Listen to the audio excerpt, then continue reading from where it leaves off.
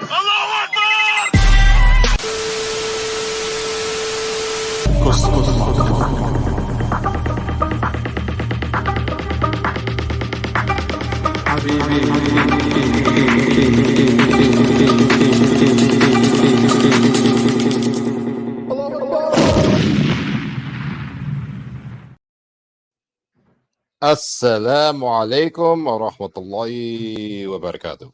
Wa alaikum assalam wa rahmatullahi wa barakatuh. What's going on, Habibis? I'm Siraj Hashmi. I'm Jay Kobbe. And we're the Habibi Bros. Welcome to another episode of Habibi Power Hour. It is Tuesday, 9/12, and we forgot Jay. And we survived.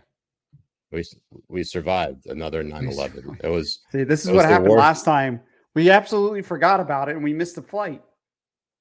I think Faye Bibi makes a great point in saying that if it was you and me who were masterminds behind it, they call it 9/12. Right, because I'll be sitting there 15 minutes early waiting for you 20 minutes late.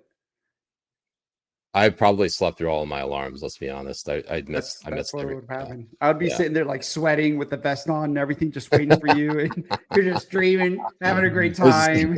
You get up, like, brush your teeth. You're just all jittery at the gate. All jittery at the gate. Someone thinks you're tweaking. Like you either had like way too much caffeine or like, and again, like thinking about it, like this is no one has ever really encountered it until obviously then, so no one would think anything else.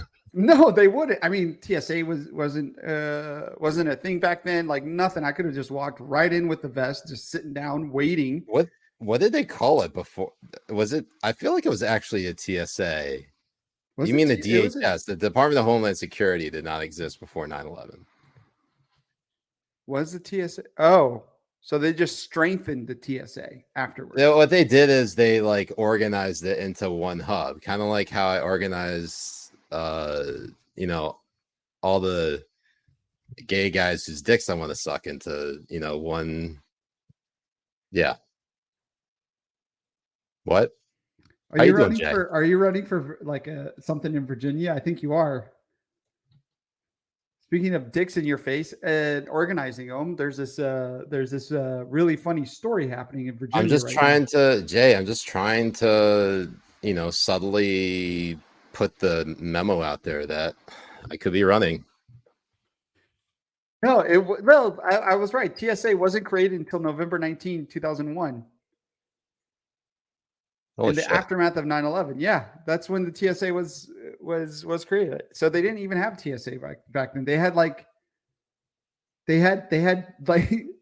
Super Paul Cop Mall Cop probably. Like what was the security like? What was it? Was all Paul Blart Mall Cops like before 9/11. Now it's Paul Blart Mall Cops in blue shirts and black pants. And they're swiping a finger up and down your butt crack. Yeah, so all it was is just you walking through and doing a little of that right down around your groin area. Right. So, well, Jay knows how I like it. Oh, the reach around. I know how you like to reach around. So welcome, Mary. Welcome. I'm coming in at the greatest time ever, talking about how I reach around Siraj. I love it when you join at the righteous times. Yeah, it is a very special week of September. For one, both Jay and I survived 9/11 again, and everyone in New York City surprisingly also did as well. And the Jets, just like 9/11 2001, pulled off a win. I don't know how they did it. Honestly, you know what? That overtime win reminded me of when George W. Bush went to do the first pitch right after the Twin Towers, right after 9/11. That's how it felt. That's probably how it felt like for like a lot of New York Jets fans too, because they had a tragedy. They had one of the towers fall. That's right, Jay. You're on to something. Overtime. That's right. Jay, you're onto something. Jets fans finally understand what it's like. They finally understand what New Yorkers felt on 9/11.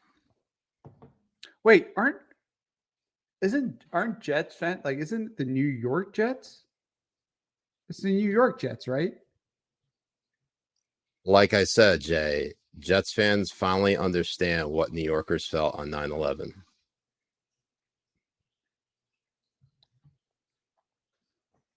See, I'm not so in tune with American sports to actually to realize the joke in that. That's hit that like, that thumbs up, that follow button, and also hit that join button and join the non-Porsche chat in our locals community. $5 a month, and you get all sorts of treats like joining our Discord server. And not this year, but maybe next year you could possibly get into the Habibi Fantasy Football League.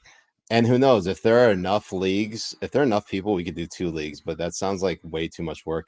And I think that we should do that because for obvious reasons, we hate Carl from Ohio, who, by the way, Jay, what the shit, Jay?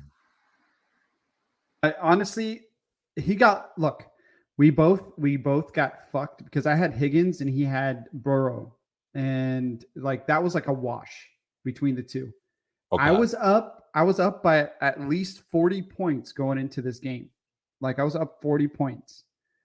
And all I was hoping for was, just to stop Diggs. That was it. But unfortunately, it went, he was making almost every pass to Diggs and then fucking off with everything else. And the New York Jets defense had to step up because they knew Zach Wilson wasn't going to get it done. So it was honestly it was a great matchup, and he finally got one. We were I was 4-0 for the longest time. It makes sense that he finally wins one, especially with what all the vast knowledge I carry about American sports and the NFL in specific. To win, for him to win, he's finally vindicated. So we're at 4-1 now, and hopefully he gets the next one too. It was a good game. Do you think? Why do you hope he gets the next one, Jay? Because he's from Ohio and they don't really have much over there. Plus, he's a virgin. That makes sense. You just want to help them. You just want to throw him a bone by right. I'm just trying to give back. Throw him a bone. Let him get a boner. That's the way. I get it. I get it. We want to do it. And honestly, we need to have like a winner's trophy. I'm looking into getting a winner's trophy for the Habibis. It's going to look like 1.5 towers, and it's going to have your name engraved on it. So every time you have to send it off to the next guy, you need to make sure to engrave the winner when you send it off. And then the loser has to rock a porn stash. Like the loser of the league. That is loser of the league. That rocking the porn, but what if it's a woman? Okay, what? She still have to rock a porn stash, but lower. Women can grow mustaches, sir. I mean, we see you grow a pretty good mustache right there. So, thank you.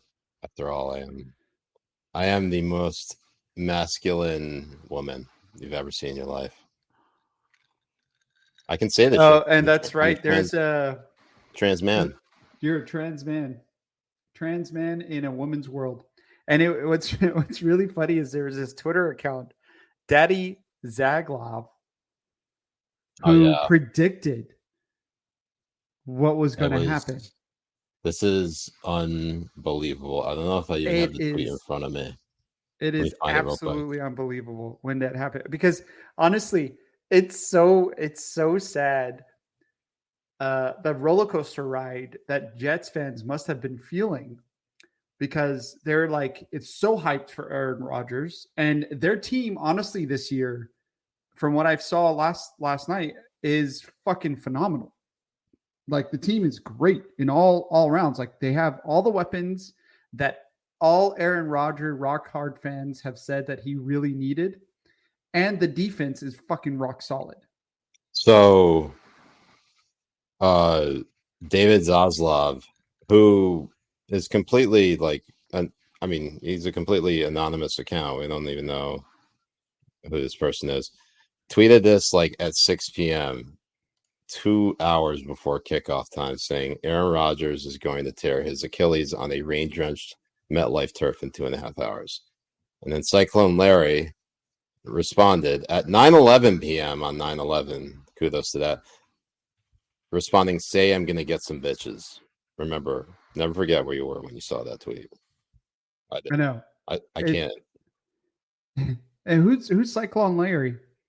I don't know, but I immediately followed him after this. So right, that's such a. I'm about to find out. That is an epic tweet for that time, because he gave his reasoning too, because he's like, it's going to be raining. The guy's 40 years old, and the field is garbage, so he's going to tear his ACL, and fuck, he did it.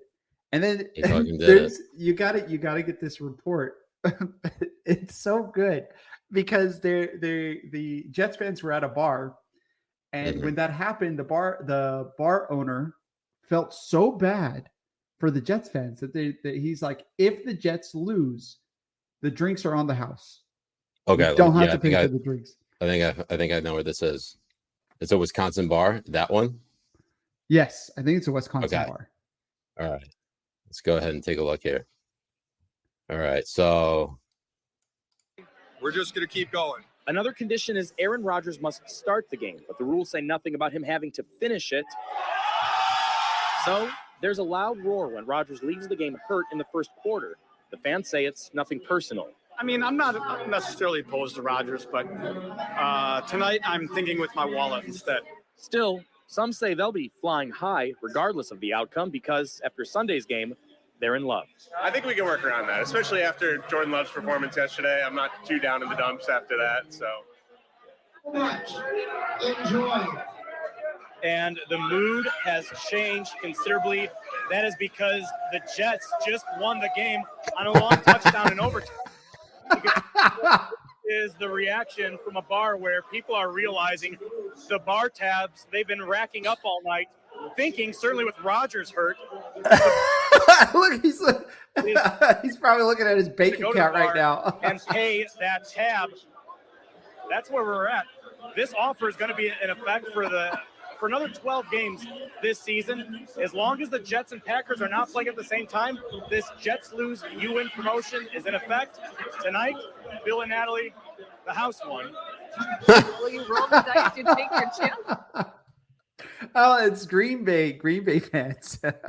Yeah, no, that makes sense. Yeah, that makes total sense. I guess. Look, I feel terrible for Jets fans, but also like this is like so classic Jets right here. I don't think you could get more Jetsy than this. You can't.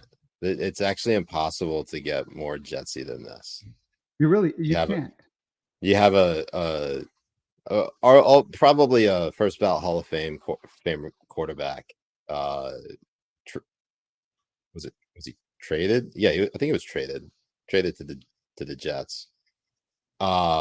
And basically what happened is they have this stellar defense and they think they actually have hope. And that's where it always kills you. It's just like last season when Arsenal bottled the league. The worst thing about it is they gave me hope. Right. I know. It's always that. That's how I was feeling with Man United going into this year too, because of they were getting the players they wanted. They transferred the players they wanted. They finished the third in the league. They're back into that winning mode. You're thinking he put all the pieces he needed together, and then they lost against fucking Sheffield, whatever the fuck garbage. Sheffield United. And it's heartbreaking when that happens. It really is. So when you have a loser team like the Jets have been forever, and you have that glimmer of hope that they could actually win the whole fucking thing, and then just to see that happen is hilarious. What's even more hilarious is you have people like Jamila Hill practically begging them to get Kaepernick. That's right. You have Jamel Hill tweeting out, there's a QB right there in New Jersey who took a team to a Super Bowl in an NFC championship game. It rhymes with Hapernick. They're gonna, I can just envision this. I had this thought. I didn't really think about tweeting it just because, like, well, let's be honest, I was really, really, really tired at the time. I was laying in bed throughout the entire game. Basically, a boomer clock hit earlier than expected. And Jay, the only thing I could think of is they will be clamoring for Colin Kaepernick to play in the NFL until he's in the fucking wheelchair, Walker wearing Depends, shitting his pants. Like, he could totally play quarterback. Oh yeah, they're gonna still. I mean, they hold on to one season that he had that he played great in, and they pretend like he is the greatest thing to ever play the fucking game. It's fucking hilarious. And also, wasn't he a running quarterback? Like that was his thing. Like it was being mobile and running around and stuff. And he's like, I mean, like, but that's a lot of he's 35, I think. I'm not entirely. I have to look this up now. He's like 35, but 36. Even yeah, he's 35. Yeah, no one's taking the chance. Guy hasn't been good in a decade. No, he hasn't. And the thing is, when he was at his, when he was first starting out and he was a running quarterback, like that was a sort of a rare thing compared to the rest of the playing field. Now it's like the norm. I mean, you got Patrick Mahomes, Lamar Jackson, fucking that other black dude, and the other one. And the other black dude. And he's like at the bottom of the bottom when it comes to these things, because he was never really that great in the pocket. It's one of those things where Rodgers in the pocket or a Tom Brady in the pocket. I saw another stat from the NFL. It was just like some Instagram post saying like there were 14 starting quarterbacks or 14 black starting quarterbacks, like setting some sort of record in the NFL. Look, I think it's just so fascinating how, like, in a league that's like 90% black, that's the one thing that they put out there. Like, yeah, it's obviously not as that. It's a position that has been dominated by white men for a very long time, but it's not like black quarterbacks haven't won the Super Bowl like ever. Like, I think Doug Williams of the then Washington Redskins was the first black quarterback to win the Super Bowl in, like, it was either the late 80s or early 90s. I think it was 92. It could be, but the narrative, I think it was 92, that the NFL is horrible to black people is absolute garbage, especially because of all the things they overlook in order to keep them playing and keep them getting paid as much as they do. Like, it's mind-boggling to me how much you have who have been perpetrators of domestic abuse, who have been accused and also accused of rape, of assault, of all of these different kind of horrible fucking actions that you would have been either fired or thrown in jail if you had any other job. But they don't do it, and they throw shit under the rug for them in order to keep them. It really does depend. It really does depend on, like, the athlete, because if the athlete is big enough, they're not going after them. So, like, say for example, today, some big revelations came out against a player on the Houston Rockets by the name of Kevin Porter Jr., in which he, like, beat the shit out of his then girlfriend, like, basically just, like, even fracturing her vertebrae. Terrible shit. He was immediately waived, and I think he was already arrested and charged with domestic battery, and like a number of other offenses. It is one of those things where you can. Some people think that they've made it and they can act like and treat other people like shit. But the biggest test, biggest litmus test is, if you can get away with it, if like you have really good PR people, you could get away with it. And what I don't know if Kevin Porter Jr. Just didn't surround himself with the right people, but if he was smart, he probably could have gotten away with it if he like had the right people around him. No, he could have, maybe. I mean, it's the same thing that's happening in the NBA too, like that. I mean, it's not as bad as those things, but that young player that on his Instagram that brandashed his gun. What's his name? Did you say brandashed his gun? Yeah, he showed his gun on Instagram. You mean brandish? Yes, I said brandished his gun. No, you said brandashed his gun. Did I say brandashed? You said so he brandished his gun. He's a Brandashian, and it was only 3 months after he was reprimanded for doing that.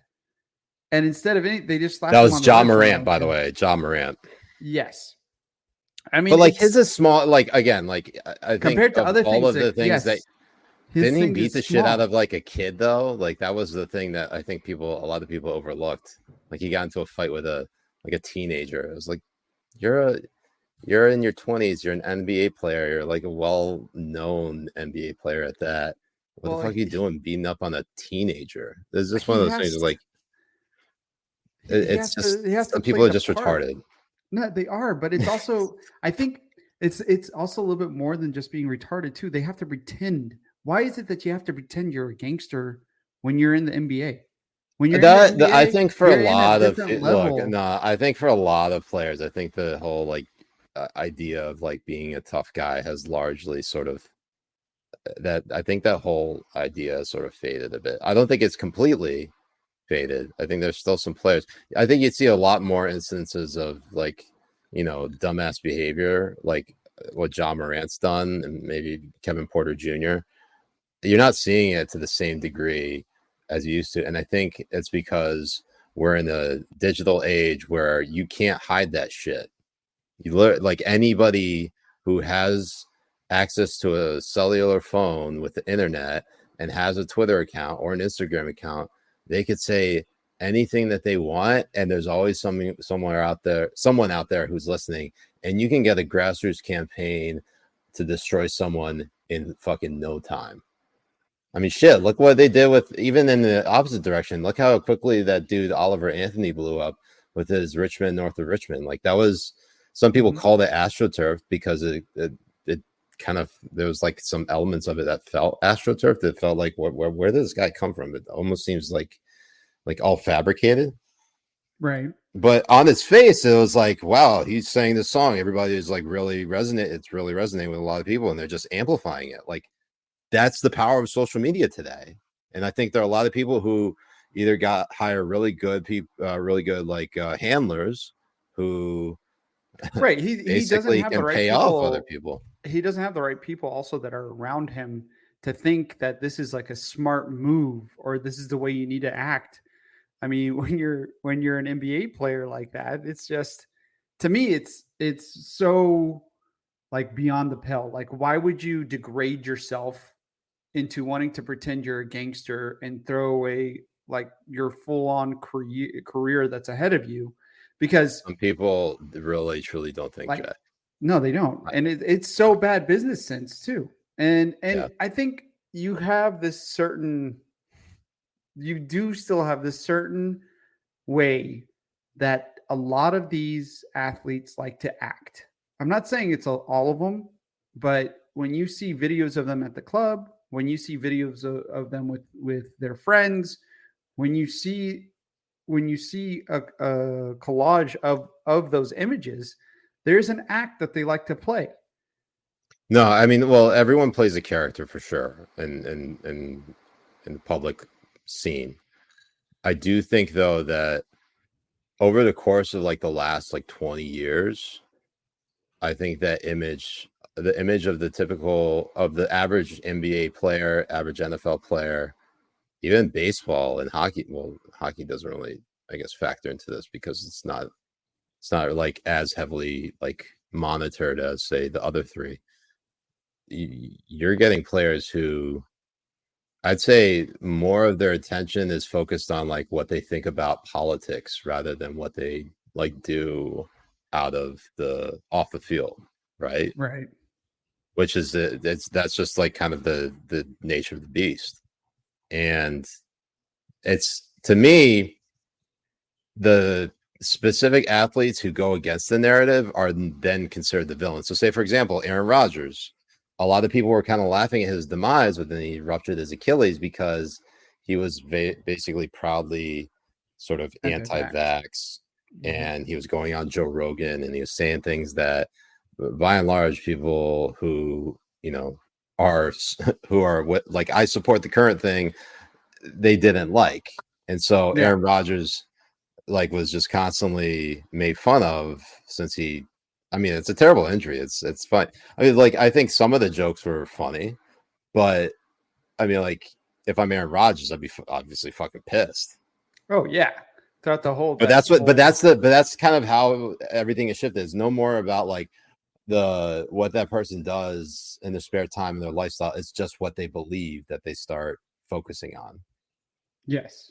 Well, it's because we're so very highly politicized here in the Western world, and I mean, it's not fair to just say the Western world. If you look at if you look at some of the like Arab political talk shows and stuff, like they literally throw the table away and start beating each other like live on TV and shit. Like they start fucking. Okay, yeah, Arab TV. So I feel like we got to get like a compilation of that because that shit just kills me. It's so good. You can find it on YouTube. I'll actually look for it. But yeah, we are a very highly politicized people, especially when it comes to media and sports. I mean, you hit it with Oliver and his North of Richmond song was immediately taken by the right as a call against the left, and then immediately the left called everything he was talking about racist. Like he was saying, they're hitting like every single thing he's saying is a dog whistle, like from Rolling Stone. They were like immediately doing that, and then that one fucking piece of shit gay guy. He wears glasses. He wears glasses, and he's bald. He's on social media, and he pretends like he's the greatest critic on music. Oh, that dude. I know who you're talking about. You know who I'm talking. So he went and he tried to dissect it like line by line, trying to talk about how like everything he's saying is racist. And you have just the normal people, normal everyday people, just like, yeah, what this guy is saying about all politicians and about all corporations. And it doesn't matter if you're on the left or the right. If you support these type of people, then you guys are who he's ragging about. And he's ragging about how hard it is for everyday Americans to make it. It's a sound and it is a song that resonates with 90% of Americans. And it's not something that is left or right. And it's not something that's black or white. It's not supposed, and that's the thing. It's not supposed to be. It actually wasn't considered to be politicized, I think, from the outset, because I think the way he wrote it, I don't know, I can't recall if he actually, like, it targets people on both sides of the aisle, because Republicans are just as guilty of the shit that Democrats are doing. They just are slower. And I think I recall Dave Rubin saying something, and I was up in Milwaukee for the Republican debate, the first GOP presidential debate, primary debate. He said Republicans are the stupid party, the Democrats are the evil party. And like that type of thing, like obviously neither of those things are good. It just so happens that like, yeah, Republicans are stupid, but they also kind of are a little evil too. It just so happens that Democrats are evil and they're really good at being evil. Like they're actually pretty savvy at how to navigate that shit. I like to think of it as Republicans are very evil when it comes to a lot of foreign policy things and how to get their interests richer when it comes to lives that are on the line. And don't get me wrong, there are a lot of Democrats that are like that too, who are complete neocons. And yeah, I mean, we're seeing it now with Ukraine. There's a group of people on the left and people on the right. They're both very, very supportive of what's going on with Ukraine. All the way to the point where almost Kevin McCarthy has not done a single thing in sort of opposing any of the money going to Ukraine. Mm-mm. In fact, his like claim to, I mean, probably will be his claim to fame is that he brought up impeachment proceedings against Joe Biden. Yeah, finally. Which I haven't heard much of besides today, but even then today, like all I'm seeing on my phone is like teaser this, teaser that. Like Kevin McCarthy makes huge announcement about Joe Biden and impeachment proceedings. Like, I don't know what he fucking did. Do you know what he did, Jay? No, he just talked about like why they're going to go into impeachment. You're talking about what McCarthy did or what Biden did? What McCarthy did? I don't know what the fuck Biden did. I can tell you what Biden. He just opened the impeachment inquiries, and right when he did that, you had the left wing media talking about, like, the AP came out and said without evidence they're going into an impeachment inquiry, and you had CNN going all around, and the contrast of how and they have people coming on saying that it is a witch hunt. No. You had Schumer coming on saying it's a witch hunt, and then you had people on CNN talking about how this is all a ruse and all of this type of talk, that it is complete 180 of how they were talking about impeachment against Trump over a fucking phone call in comparison to all the emails and everything we've been seeing from this laptop and everything we know about these pseudonyms, everything we know about text messages, everything we know about testimonies from business partners, all of this. And the story that changed from I have done nothing with his business dealings to I was never a part of the business dealings to I only called in about the weather to like I sent emails just asking how his day was to, I mean, like, it's absolutely fucking retarded. Jay, the only evidence they uncovered between you and me is how much he loves his son. Absolutely. All of this goes into it. It's okay. So every day is Father's Day for Joe Biden. What are we gonna do? I want to show this clip real quick. It's a Lebanese. Of course it's a Lebanese. Yes, it is. Political show, and they're talking about. Full screen. The title is Lebanese MPs almost come to blows over Syria on live TV.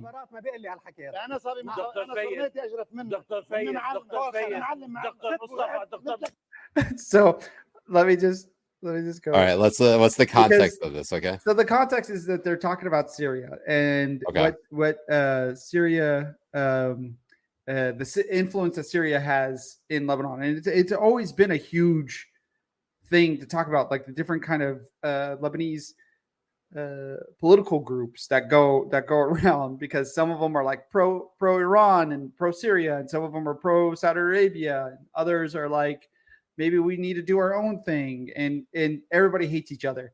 Mm-hmm. So and over here, like the way that they yell at each other and what they say. So you hear him say, he says, "Kur khara." So that means eat shit. This is a live, "Kur khara," just eat shit, like right there.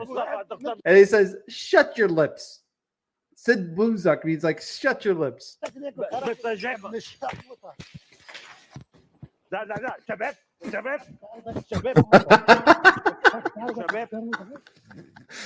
That's the type of TV show I want to be watching. Look at this dude. And no, like he's coming over. He's like, come.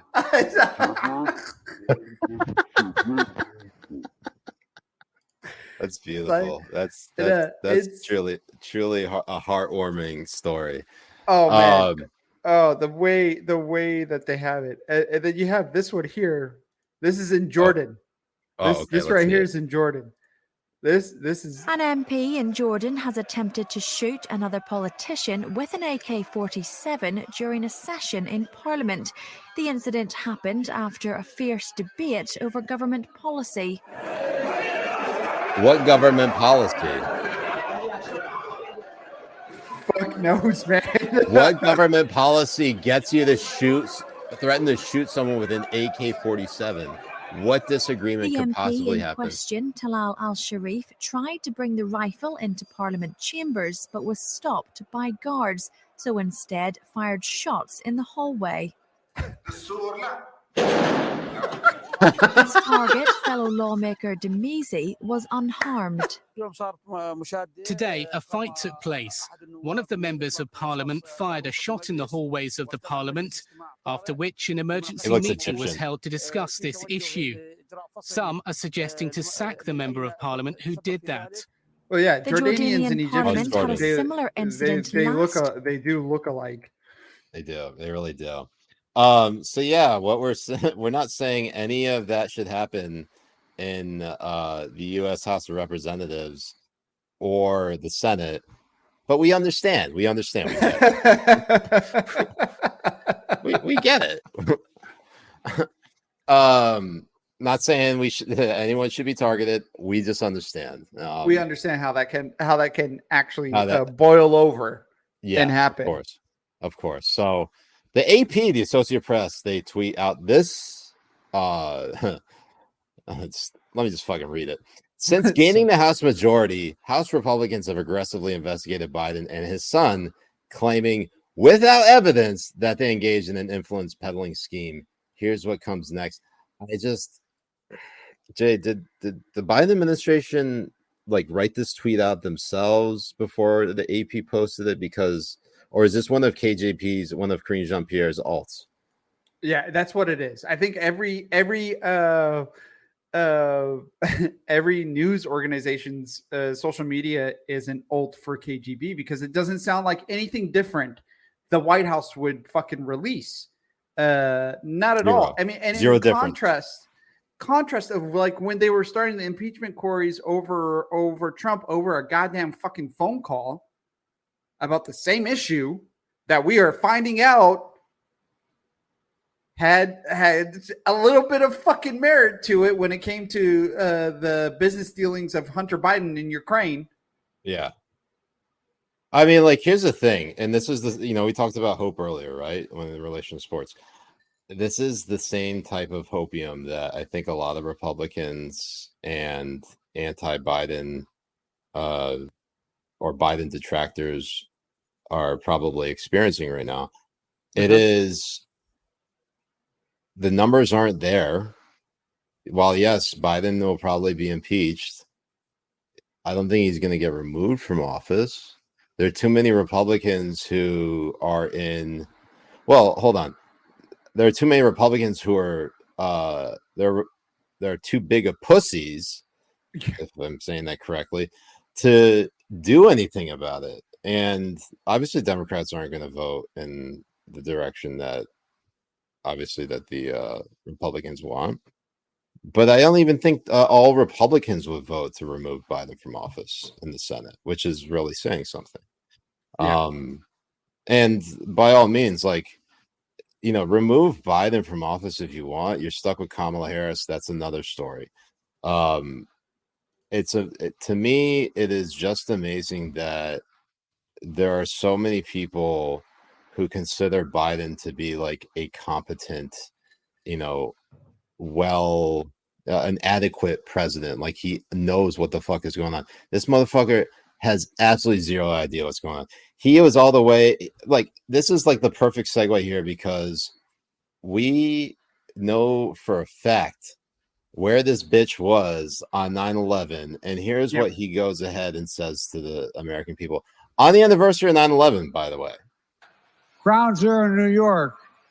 And I remember standing there the next day and looking at the building. I felt like I was looking through the gates of hell. It looked so devastating because from where you could stand. Does that sound like somebody who's clearly with it? No. That sounds like somebody with pretty much advanced stage dementia. Well, and at least some sort of like brain degradation, degradation in his old age because of his. I know he has a stutter and all of that kind of stuff, but when you look at some of his older videos when he's speaking, like he used to be like a pretty sharp guy. To be honest with you, if you hear a lot of his older speeches, especially when he was being interrogating Clarence Thomas and stuff, like he was on it. He was sharp. He didn't slur his words. He had a stutter from time to time, but now he sounds like your old uncle after he molested you and had like 3 drinks.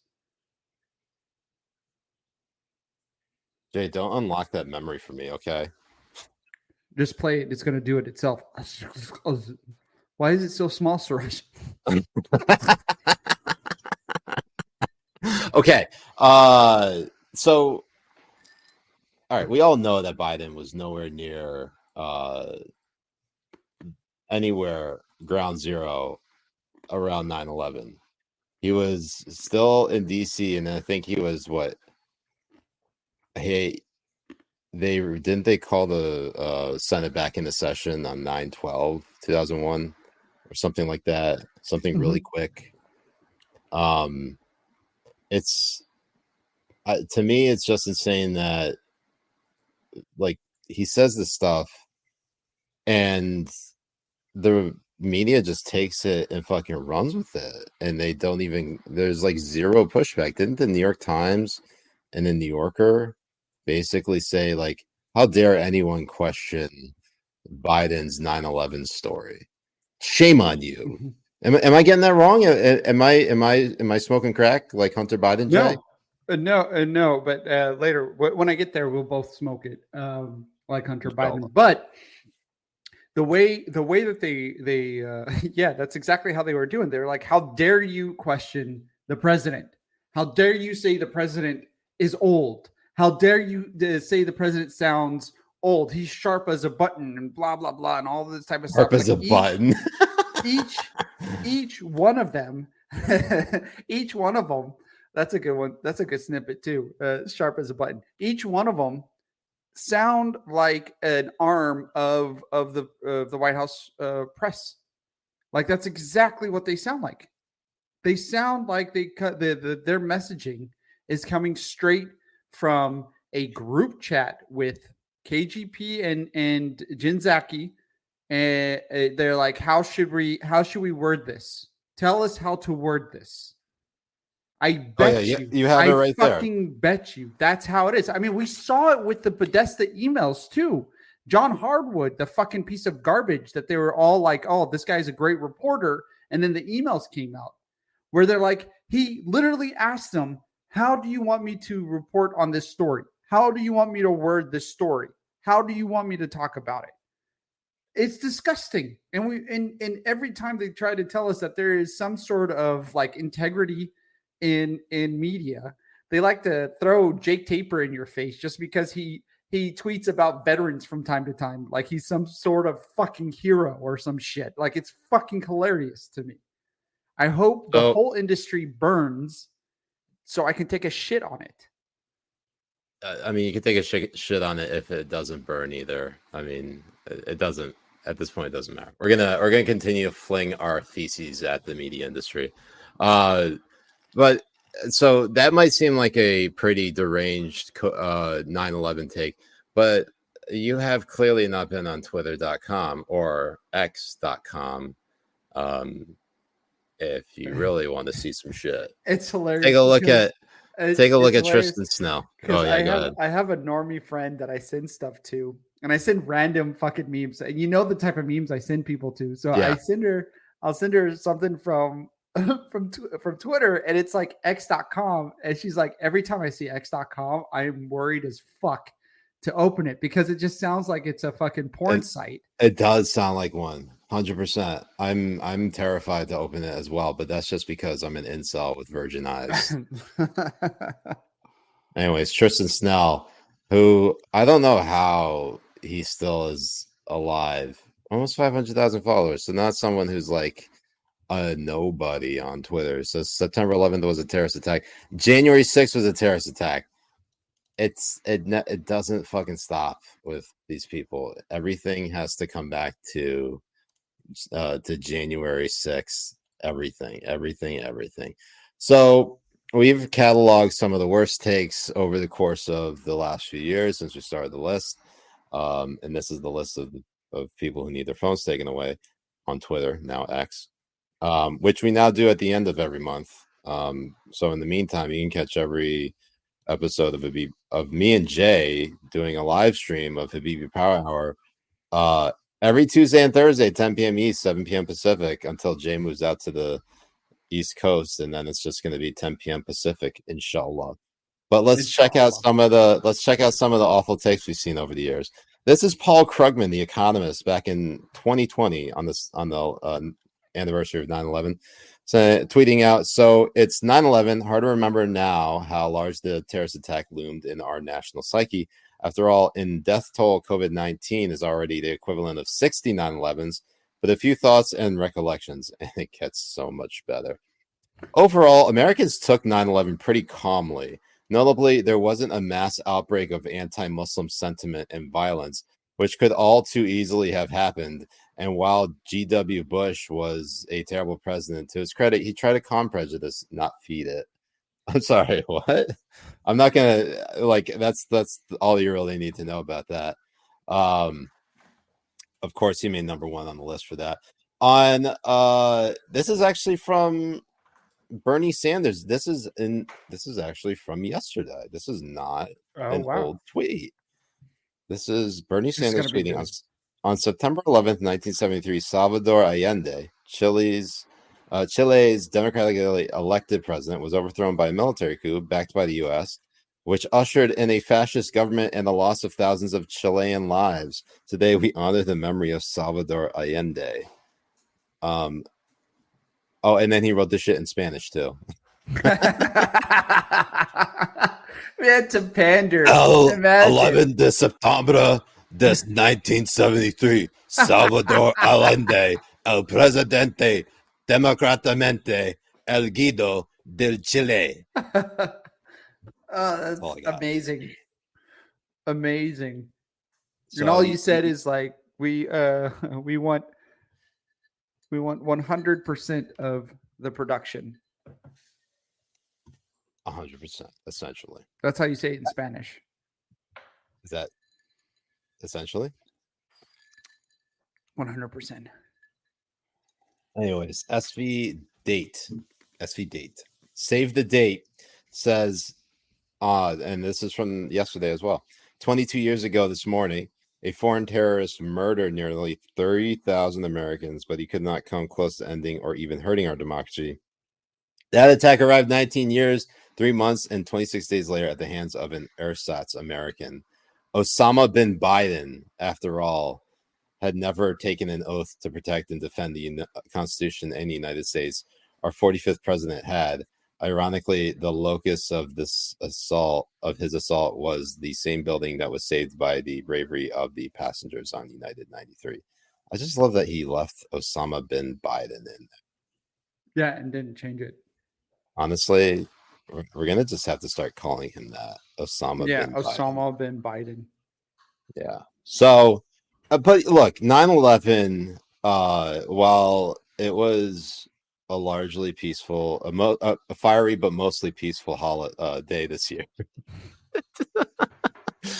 it also was a time in which the Biden administration decided, you know what, fuck them Saudis, as they made a deal with the Iranians to swap prisoners and release $6 billion in frozen Iranian funds. Jay, is that how the Biden administration gets back at the Saudis? Because it feels like that's how they're getting back at the Saudis. Honestly, that's how they give back to the American people too. And it's really funny that there are people fucking like not able to make rent, who are not able to buy groceries, who are just leaving their burned down homes from Maui that are displaced. And we are sending $6 billion for a prison swap. I mean, not only is this a slap on the face on everyone else, but this is also a pretty good incentive for Iran to continue to take Americans hostage. I mean, $6 billion. Fuck. Can I send you over to Iran and I could get a percentage of that? Like, is there a way we could work something out over there, Ayatollah Khamenei? Is there a way we can do it? Come on, you and me. Come on. Hey, come on. Yeah, it gets even better as Adrian Watson, who's the spokesperson of the National Security Council, which is part of the federal government, tweeted out, "We welcome this weekend's announcement by Saudi Arabia committing $20 billion to support President Biden's signature initiative, the Partnership for Global Infrastructure." Oh, God. So, are you telling me that on 9/11, the U.S. government is announcing a deal with arguably the biggest backers of the 9/11 attacks in Saudi Arabia? Well, they had the most people, Saudi Arabians, who were part of the attack. It's insane. So it's a 2-4. They paid $6 billion to the regime that funds the most terrorism around the world that gets Americans killed, and they're committing $20 billion with Saudi Arabia on 9/11. Like, are we supposed to continually to forget these are the two worst players in the Middle East? The two worst players in the Middle East. It really is Arabia insane. And Iran. It really is insane how bad our foreign policy is. And I say this knowing full well that it just hasn't gotten better. For some reason, for one reason or another, the U.S. always seems to want to gravitate towards saying "fuck you" to their own people. This is no other way. This is no other way to describe it, Jay. Like, everything that the American people vote for, whoever gets installed in the power, I'd say installed, but elected to power. But we could you could say installed, because at this point, who knows if our elections are legitimate or not. Right. All they do is do what they want to do. They don't give a shit about the will of the people. This place has become a banana republic. We don't have there's a set of rules for the elites, and there's a set of rules for everyone else. Oh, and we see it every single day. It happens every single day when we see Nancy Pelosi making $500 million a year on insider trading, when we see Hunter Biden almost get a sweetheart deal, being millions upon millions of dollars in back taxes, when you and I would get thrown in jail if we were missing $69 on our statements. Yeah, we would literally be 69ing one of our cellmates. I mean, that's just we would. And the thing is the Justice Department, its goal is to get the most maximum they can out of sentencing over something that they're going after. That's why you see a lot of these January 6s. I mean, the January 6 people that are going into jail, that are going to jail for these insane amount of years, an insane amount of days and stuff, have done less damage to the world and to other people than people like Hunter Biden has done, than people like the bankers during the 2008. I mean, look, don't get me wrong. Don't get me wrong. And they haven't seen a day in jail in comparison. Yeah, look, don't get me wrong. I'm not saying defending January 6ers or anything like that. I'm just saying that the drastic. I think a better analogy, Jay, is to compare J6 to like a diet version of the summer 2020 riots. Because in the summer 2020 riots, people were killed by the rioters and people that were defending themselves, i.e. like a Kenosha, Kyle Rittenhouse. But you have people who basically either stormed into the Capitol or they walked into the Capitol because, of course, there were some sides of the Capitol building where the Capitol Police just let them in. And then there are other parts of the Capitol where, people were just breaking into the fucking place.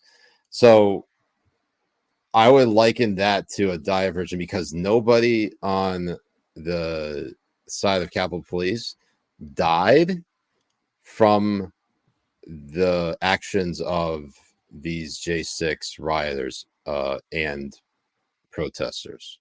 I don't even know what to call them anymore. The J6ers. The J6ers. The J6. The only person who died, the person who died from actual violence is Ashley Babbitt, and she was one of the people who obviously stormed into the Capitol. And the way that it is described today, especially by lefties, is that like Ashley Babbitt deserved what she got. Yeah, no one fucking deserves that. No, they didn't. It's not like she was climbing through a window and she was not an immediate threat to anyone around her. She wasn't. No, and the person that fired too, like there were police officers behind her.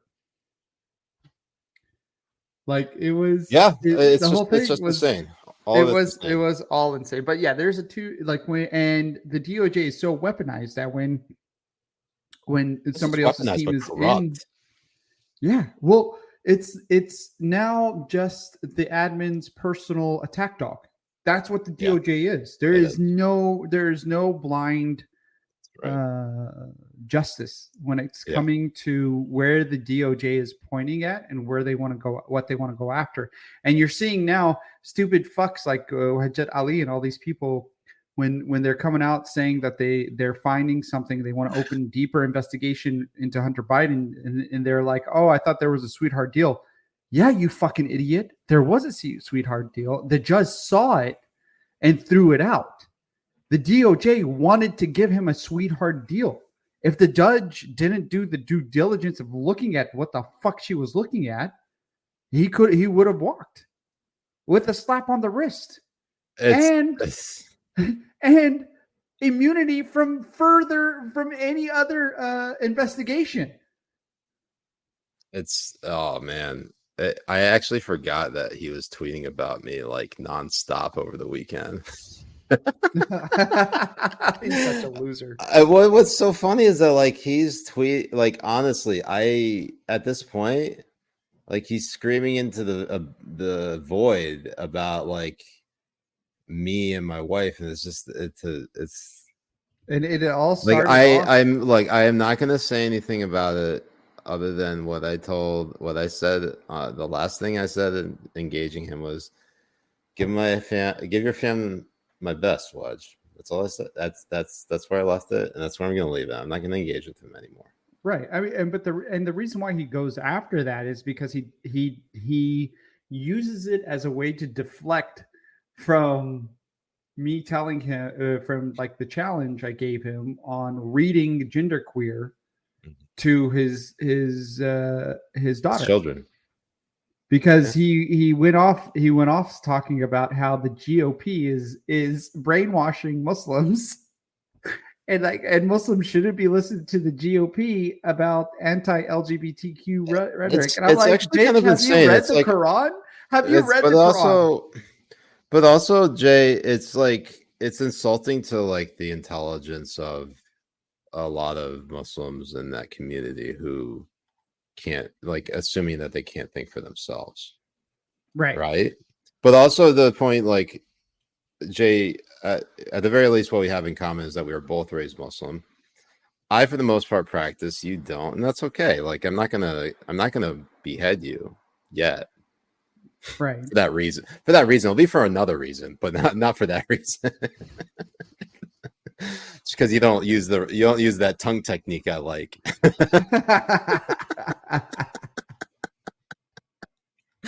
No, it's one of those things where you know how a lot of Muslim parents, specifically coming from the old country, coming from the Middle East, coming from South Asia, North Africa, you name it, how they view society and how they view like the degradation of it, specifically through the lens of like, well, the LGBTQ community is just basically taking over everything, and they're saying, if you don't agree with it, you're a bigot. If you don't go along with it, you're a bigot. And then in California, if you don't go along with it, we'll take your fucking kids away. Yes. And that's what they're actually, well, it's first starting off right now on custody battles. So if you're the parent that doesn't affirm gender, they're going to rule in the other person's favor. And that's where it starts. And then you're going to see it where if you don't affirm your kid, they're going to take them away completely. And to your point too, like my dad is a fob from Lebanon, fresh off the boat. So. Like he came here 1970s, conservative Muslim, still very much conservative Muslim in comparison, not as much as he was in comparison to before. And I grew up in the UAE, so there was a lot more of that to harden his, conservative belief in Islam. Yeah. Friday prayer and all that kind of stuff. And every Friday prayer back then, they will talk against certain things in Western life, including, gay and gay marriage and LGBTQ stuff. So for Wajed Ali to come out and say that the Muslims here in America have been brainwashed from the GOP is absolutely fucking ridiculous. Yeah. I mean, look, I'm not gonna like judge anyone based off of what they view Islam to be, because I think in many ways Islam and religion at large is what you make of it, right? It's not about, some people believe there's just one absolute way that you have to follow everything, and others believe that there's a little bit more flexibility. And I'm not saying you take and choose which provisions and rules that you want to follow. It just so happens that like some people view, like, just the perfect example is the whole idea that Islam is a religion of peace. And then you have a bunch of terrorists basically using, waging violence and killing people in the name of Islam. Like, how do you reconcile that, right? And for the longest time, I used to think that, well, this is before he went insane. Who was that? Reza Aslan. He had made a good point, I think, back in 2015, 2016, when Islamic terrorism was still all the rage, right? Now you don't hear about it. And all I'm thinking about is, Jay, how do we become relevant again? Well, Reza Aslan is made a good point. Iran is giving good bucks for hostages. We can start there. Yeah, maybe that's how we make our billions, Jay. Let's go, money. Let's go. Yeah. So what I was trying to say was that Reza Aslan, he came up with a good point about how, Islam is not a religion of peace. Islam is not a religion of violence. Islam is very much a religion. What you bring into it is what you're going to get out of it. If you're a violent person, that's what you're probably going to get out of it. If you're a peaceful person, that's probably what you're going to get out of it. There's for a lot of people, there's not a whole lot of people who enter into Islam and then become violent, or they, like, in the same token, you have prisoners who convert to Islam. Sometimes they are who they are. It's not like Islam changes or reforms them entirely. Right. It can only do so much. It probably does a little bit, install a little bit of discipline in them, but I'm like, everybody has a different case. No, it's really funny. It's not absolute. You have the stories of like Westerners who go join Islam and then they become terrorists. But the funny thing is like, where do they go? They go to like Afghanistan, Pakistan. They go straight into the deep end of like exactly who's preaching the totally opposite of what another mosque would be preaching when it came to Islam. Like people, I'm sure there would be people in different parts of the Islamic world that would stone me for marrying a Jew. Well, yeah, of course, and also for being gay. Like if you're in Pakistan, they'll stone you for being gay. They'll just turn me into a woman for being gay. That's Iran. They'll throw you off of. They do that in Pakistan too. There's a large trans community in Pakistan because they have the same policy. Although really? Probably not to the same extent. Because in terms of, I don't know if they give the death penalty for sodomy, but that's what they basically. That's like Pakistan's rule there. It's like they've made it illegal. They made sodomy illegal, and therefore homosexuals are prosecuted. And so in order, as a workaround, as a reach around, if you will, they just turn them into trans women. Yeah, that's what they do. In Iran, it seems a little bit more like dire, because it's like you either become a trans woman or we're going to execute you. I don't know. That's exactly what it is. I don't know if that's the same ultimatum in Pakistan, is what I'm saying. In Pakistan, it's more. I feel like they would imprison opinion. you. I feel like they would either imprison you or you could be a trans woman. I don't know if it's straight to death penalty.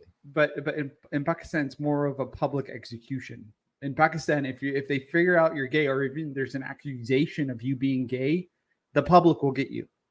Like the public, there's a vigilante justice is a big thing in Pakistan, and honestly, it kind of it's kind of sad. But look, you cannot, and that's one thing that a lot of people cannot understand when we're talking about this issue, especially when it comes to kids and children, is that immigrants are like 1,000 times more socially conservative, and they're also 1,000 times more religious in their religion as well. And there's a huge disconnect between how the media portrays it.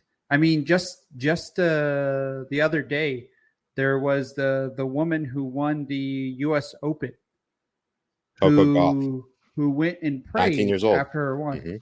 19 years old. And how did SportsCenter report on it? She took a moment to take it all in. Yeah. Instead of saying that she wasn't praying, she was taking it all in. She was taking it all in. And what was hilarious is that her grandmother was with her family watching it where? From in a church. They were projecting it in a church, watching it in church. Like they have such a, they cannot allow in the media. There's not a, you cannot have a narrative that a black person is religious or a celebrity is religious. No, they can't comprehend anybody being religious. They can't put it in. No, they won't comprehend it for black people, and they will call you racist if you're white. If she was white, like in praying or like showing the cross or anything like that, they'll find a way. Yeah, they'll find all these different ways. They probably storm the Capitol in January 2021. And the majority, like it is so fucking insane to me that's how they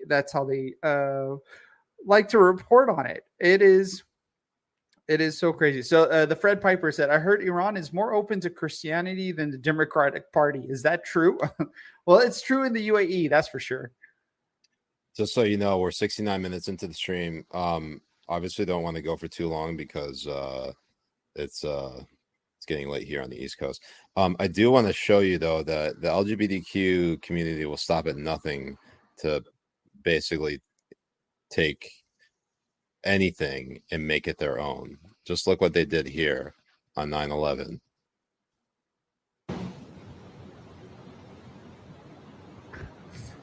On 9/11. Look at that.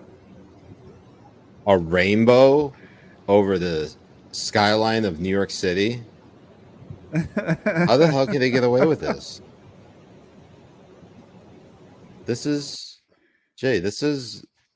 They have truly taken over society. They have. The gays are everywhere. This is how they get back at the terrorists for throwing them off all those buildings. Speaking of gay, you need to show this video from Tim Cook's account. Tim Cook. Oh, I have it. I have it. Okay, good. Let's go Yeah, ahead. like Let's before we go, watch it. this would be a great one for us to react to. I haven't seen it. I've only heard about it. And We it was wanted to talk about the New Mexico gun ban, but I think we'll do that on Thursday because we don't have enough time to talk about it tonight. So Ben, just make a note of it that we will cover it on Thursday. So instead, we're gonna go ahead and watch this video from Tim Cook, and I just want you all to. I don't know how much we're gonna watch of it, Jay. I don't know if you watch all 5 minutes of it or not. Oh, I haven't. There's another video I have to watch that everyone's been sending me, and we'll do that right after this. Oh no, we could do that video, and we'll do Tim Cook's video on Thursday. You want to do Tim Cook's video on Thursday? Yeah, we'll do that on Thursday as a reaction. Okay, we'll do that then. So what I want to show you instead is a video that let's see here. Well, first of all, we have this. So here's John Kennedy, Senator John Kennedy from Louisiana, reading the leaked text messages between me and Jay. I can't wait to have your cock in my mouth. I'm going to give you the blowjob of your life. I'm going to give you the sloppiest of toppy. Right. Well, this is like completely taking out of context. Okay. This was when they took this text messages between us when I was coming down to Florida, and you were talking about blowing up the mattress. Right. It's an air mattress. Right. And it's technically technically a job. So what was said was blowing. That you're blowing. It's a blow job. Right. Yeah. And we talk in code all the time because we're on so many lists, and there are so many watch lists, so many people looking into it, that honestly this was very unfair, and it was amazing that it was taken out of context, because right after this too, there's a picture of you and me in bed in the air mattress, right, together. Wait, do we have that? It's very heterosexual. Extremely heterosexual. In fact, I have never seen anything. I have never seen anything straighter. Exactly. Right? So honestly, this is fake news. It's I mean, let's just listen to that one more time, because I want everyone to listen for yourself, and you can tell that Jay and I were speaking completely in code. I can't wait to have your cock in my mouth. I'm going to give you the blowjob of your life. Clearly talking about an air mattress. I don't know how anybody could confuse that for what you heard just there. Right? Absolutely. It's like you cannot think of anything else when you're hearing this. I'm actually kind of amazed. I'm actually kind of amazed anybody would think to themselves, "Oh, I don't know. This has to be just an insanely gay exchange." No, it's not. It's completely hetero. There's nothing gay about it. Anyways, let's talk about this. The largest AIDS organization in New Zealand is telling gay men to stop asking each other if they have AIDS. I love dick, you love dick, we all love dickity dick dick dick. But asking are you clean can be pretty mean. Now you're just being a dick dick dick. Eat a dick, ride a dick, just don't be a dick getting dick. I love Eat a dick, ride a dick, just don't be a dick getting dick. Don't be a dick getting. Who said romance was dead? Right? Oh, I mean, honestly, I'm more for it. Go kill yourselves. That's fine by me. I don't care. I mean, like, asking "Are you clean?" is the ultimate ick. Well, I'm sorry. I don't want to have the Magic Johnson disease. Okay. Exactly. Did you see what AIDS has done to him? It made him a multi-billionaire, and all he does is he wants to tweet for a living. Okay. Who wants to do that? Not me. Why would I want to do that? Why would I want to do? I don't know why I want to do that. Anyways, it's like natural mosquito repellent too. That is true. It is not only, well, hold on, Jay. Let's be honest here, okay? You have to consider that there have been so many campaigns about AIDS, and yet none of them have targeted mosquitoes. Think of all those needless mosquitoes who are getting AIDS. Right. There's a great was it Jimmy Carr? Carr. Yeah, Jimmy Carr is like talking about I want to go find that because that shit kills me. It's so good. I don't want to botch it. Like, it's so good. Like, the way he does dry British humor is the best. It's the most offensive joke with Jimmy Carr. And let me go ahead and share this tab instead. Why it wouldn't affect your act? Why? I said, because people will always rape. I have a bit for you that I want to tell you because I've never been able to use it because it just doesn't suit my act. Oh, great. Okay, go on. I want to give you a joke. Yeah, done. Thanks. I'm not going to do it now. Do it now! I also get this with comics. People do it to me. In Montreal or at Edinburgh, when you're around comics, they come up, they say, "Listen, I wrote this joke about raping a baby." I can't tell that joke, but maybe you could. And you go, "Have you seen my act? It's not that bad." What is the last 15 minutes? What is the most offensive joke that you've ever written? If only Africa had more mosquito nets, then every year we could save millions of mosquitoes from dying needlessly of AIDS. He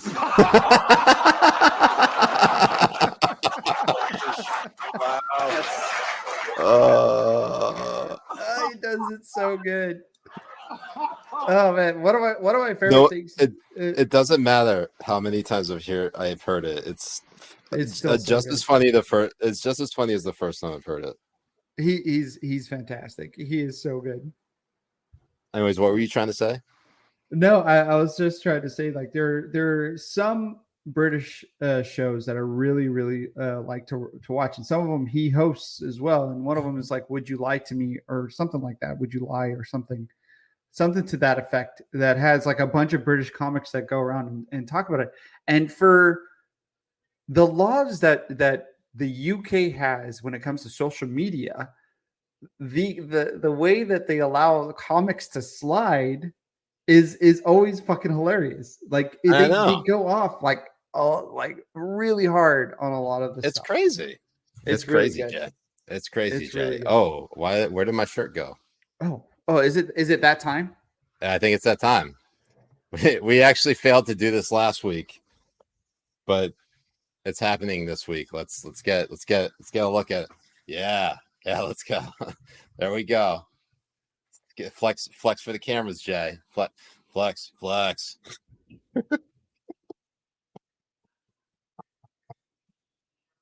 We basically made sure that we would take our shirts off, but we would save it until the very end.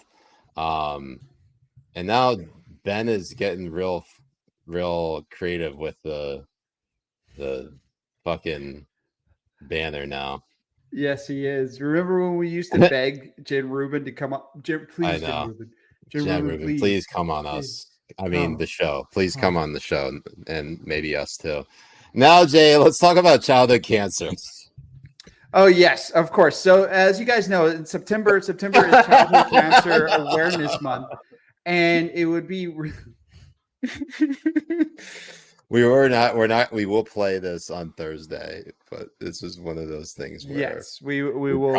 We promised Mary, Jay's mom, that we would do this at least once a week, and now that Mary, I now understand where Jay gets his tardiness from, because he knows how I'm like late to everything.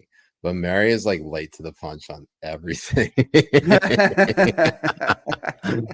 So naturally Jay is too. So we'll tell you about we actually included a link in the description. But yes, September is Childhood Cancer Awareness Month. And there is I think it's Give Kids a Chance Act that's going through the Senate. We'll talk about it more on Thursday. There's a video and everything like that. We don't want to leave you with a sour or depressed mood. So we will instead quickly. Jay, do you have a video of it? Susanna Gibson? Oh, no, I don't have a video of Susanna Gibson because we can't show that on Rumble. No, you mean like a tweet or something? Because like there are videos of Susanna Gibson out there, but we can't show it live on Rumble. Are you sure? Yes, because do you know what this is about? A little, maybe. Oh, here's a campaign ad. Thanks to Prison Mitch. Prison Mitch got us.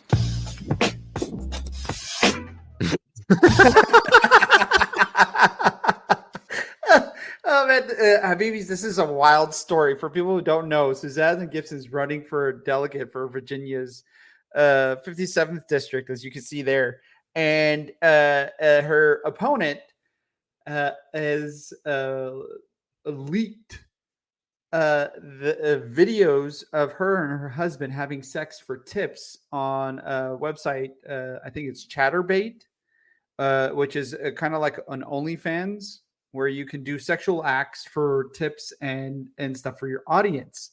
And the media is trying to pretend like this is some sort of revenge porn, that this is some sort of like sex tape leaks and all that kind of stuff when it's on all of these different kind of porn sites, because these things get like spliced and put on porn sites all the fucking time. And they want to pretend like them noticing or finding that out is something like now Susanna Gibson is a victim. She's the one who is an adult who made these fucking choices. No one forced her to do it. Yeah, they were going to come out like this. It's not like they held a gun to her head and said, you got to do these sex acts. That would be a fucking felony. She did this under her own volition with her husband, right? Yep, they did. Well, and also to make money and make tips and stuff from their audiences. Well, was she making a tip? He was giving a tip. There was tips given. Just a tip. There was tips given. Yep. Just yeah. Anyways, so I feel like there's some more unpacking to that story that we'll probably enjoy on Thursday. It's going to be a real roller coaster, I feel like, the next episode, because not only do we have to talk about that, but we also have to talk about everything we just told you that we forgot. We got the New Mexico gun ban. We got the Childhood Cancer Awareness Month. And Susanna Gibson. That's a real roller coaster, Jay. I know. And we're going to do it right after each other. Exactly. So in the meantime, Jay and I will be reenacting Susanna Gibson and her husband, and I will be playing the role of Susanna Gibson, I guess. Yeah, I think that's fair. I think I have a juicy enough to ask for it. I think you do too. Thank you. Okay. I know you. I know you know. Right. And again, those leaked text messages were about air mattresses. Exactly. They were not about what you think they were about. Okay. Absolutely not. If we do this reenactment, it is the first time we see each other naked. Thank you. I'm gonna save all the tweets and stuff like that people sent over on the locals chat because we didn't get to them, but hopefully on Thursday we will. And want to thank Ben for helping out tonight. Spencer went back to school, that asshole. Mm-hmm. He did. How dare he? Okay. I can't believe he's dare doing he that. be busy with school? Fuck that guy. I know. He's fired. Absolutely. He's moonlighting our show with his fucking studies. God, that's the worst. Anyways, Habibis, make sure you hit that like, that thumbs up, that follow, the join buttons. Go ahead and hit that join button to support us. $5 a month. You can join the non-port chat where Jay and I can basically have you on display right here and we can ignore it. I'm just kidding. We don't ignore it. We're just really bad at multitasking. My ADHD just cannot handle so much stimuli. Jay's seen it firsthand. Especially with all the laundry. I know. It's never ending. It's bad. So, Habibis, that's been Habibi Power Hour. I'm Siraj Hashmi. I'm Jay Kobbe. We'll see you on Thursday for our next Habibi Power Hour. Again, I just want to stipulate Tuesday, Thursday, 10 p.m. East, 7 p.m. Pacific. We'll see you next time. Have a good night, Habibis. Peace. Mess with Emma.